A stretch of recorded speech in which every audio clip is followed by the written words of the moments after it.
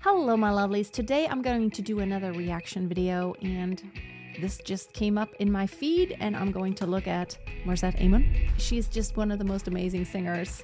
A few months ago, there was a video that appeared, and it just came into my feed when she sings "I Will Always Love You," and I have nothing. Here we go. Whitney fans, Morissette We're playing at the best songs, but Morissette is probably very close to singing this, and it's just amazing.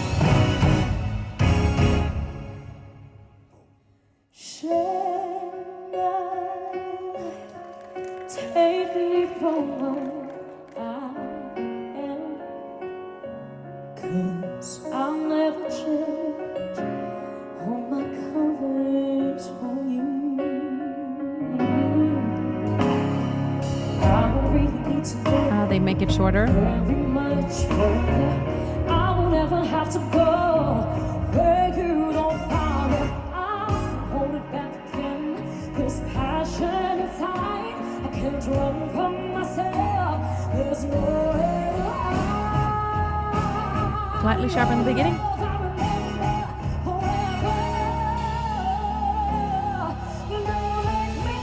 Modulation.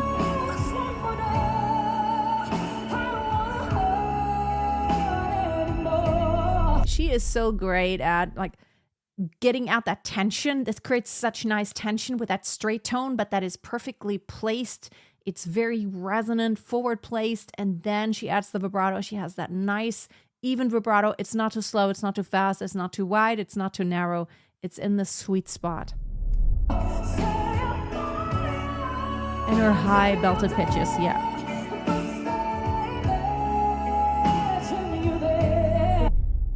That sweet spot of resonance, you could just like, meh, meh, meh.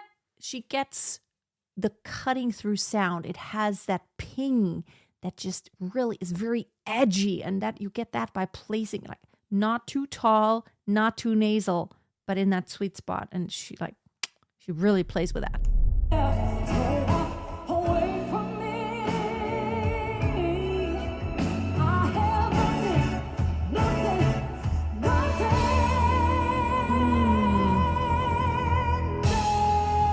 Straight.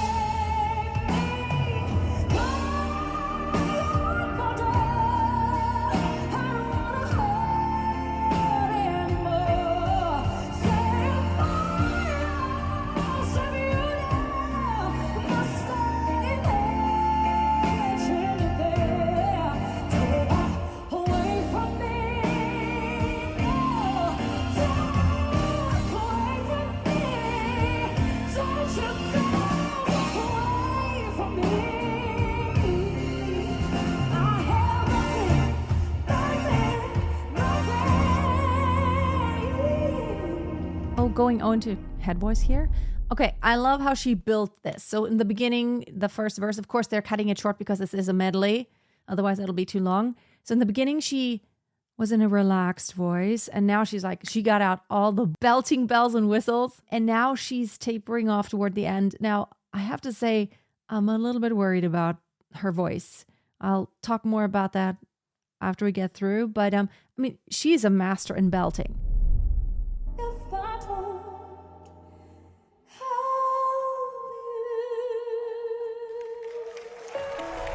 Oh, and that is so beautiful. When you get soft and you're higher, it's very natural. You have to basically shift registers.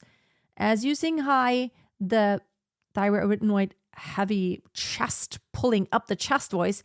As you get softer, it's not possible to stay in that mechanism. So you have to kind of change registers and go over your break as you are decrescendoing, which is really difficult because you don't want that flip in your voice happening. You want it to be smooth. So it's like, ah. So starting in chest voice and then ending up in head voice. And she has really great control over the break in her voice with that laryngeal tilt. Very smooth.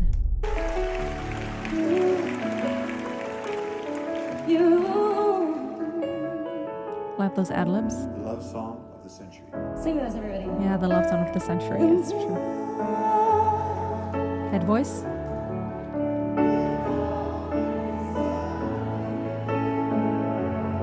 Where's that? We want to hear you.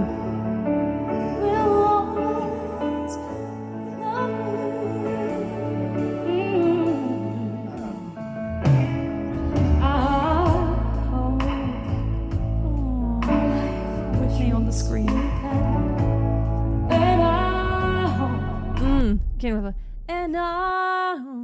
It's like nice and straight tone, and then that relaxing as you go down. The truth is, most songs that are really intense and belted out, especially those power ballads, they don't stay at that intensity. You have to kind of look for those moments where you can relax your voice. Otherwise, you'll kill yourself. You have dreamed of, and I'm wishing you Love that Freya onset. joy and happiness. But above all this, I am wishing you love. She's really telling the story. Nice. Modulation. Straight, straight.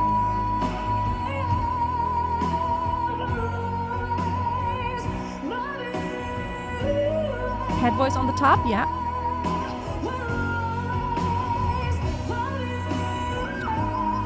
Okay.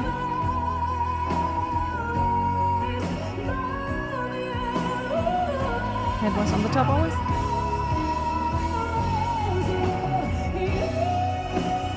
Now we heard the flip.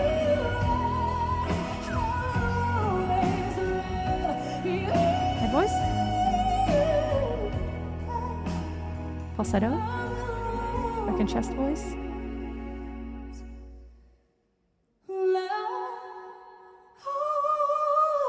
Falsetto on the top.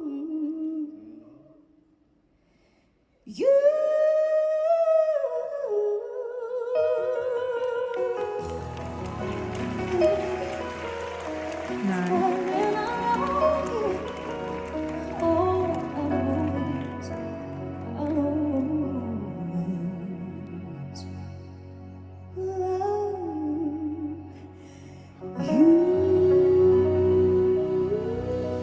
Straight. Just like Whitney did. Very nice. Awesome. Give it up for your very own Okay, so obviously this was live, and I mean, she's an amazing singer. She's one of the most amazing female vocalists of this time. She started when she was very, very young. And I have to say, like, as amazing as she is, that is not coming from a place of like any negativity at all. But just because she always could, she did belt a lot. And I feel like I can hear this in her voice that, you know, I would be worried if going forward she continues the same approach that she has taken. And it's, you know, it's almost like it's like an athlete. Just because you can, it really leads very easily to a place where you overexert yourself consistently. And that potentially could lead to injury and damage. And your vocal cords are very, very delicate. And there are a lot of singers who are absolutely amazing. Natural talents. Absolutely natural talents. Like Morissette, she has this high extension in her voice where she has ease when she goes up there. But what I'm hearing now is that her onsets, they don't come from vocal cords that are like completely 100% healthy, relaxed. There is some strain on the level of vocal cords. There's some tenseness. You can hear this in the onsets. There are some moments when you can hear that moment, or, you know, where she has to kind of get into the pitch first until it starts up. It's always very telling whenever you're singing softly, it should start up like very lightly. You should be able to sing very lightly without breathiness even. And what I hear sometimes in singers who have been belting for years, and it's not that they're not an awesome singer, it's because they are such an awesome singer that has caused them to always use their voice that way because it comes so natural to them. But the fact is that your vocal cords are so delicate, and when you do this a lot, And she has been having performances a lot. She's been singing a lot. There's only so much you can do without fatiguing your vocal cords and eventually causing them to be in this state of never being like in this, non-tense state.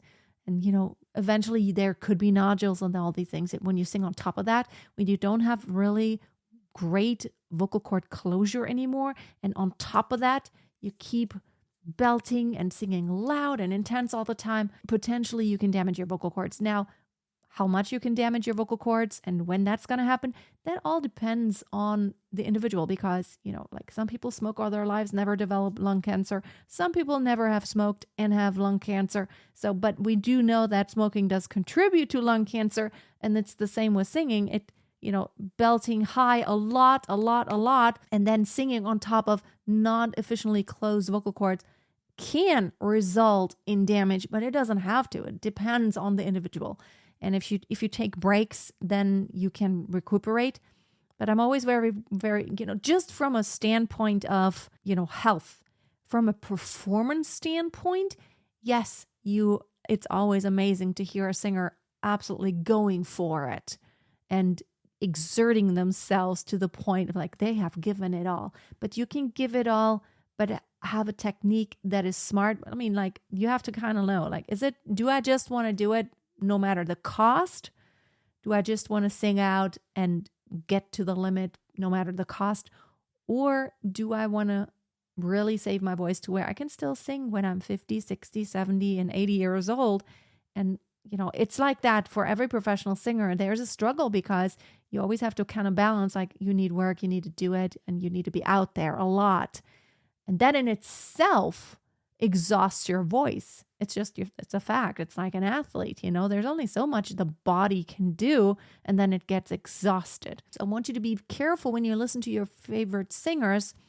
Listen for signs of vocal fatigue or damage even. Like, can they still create a clear onset and like this very light, effortless onset? Or is there always this, which still sounds really beautiful, but it's just from a standpoint of, like very sober vocal technique kind of standpoint. And I just wanted to share that with you. I love her no less. I love her so much. She is an amazing singer and performing artist and person. She's sweet. I just love her. I hope you've enjoyed this. Be blessed. And I'll see you for the next one. Always keep a song in your heart and always keep on singing. Bye-bye.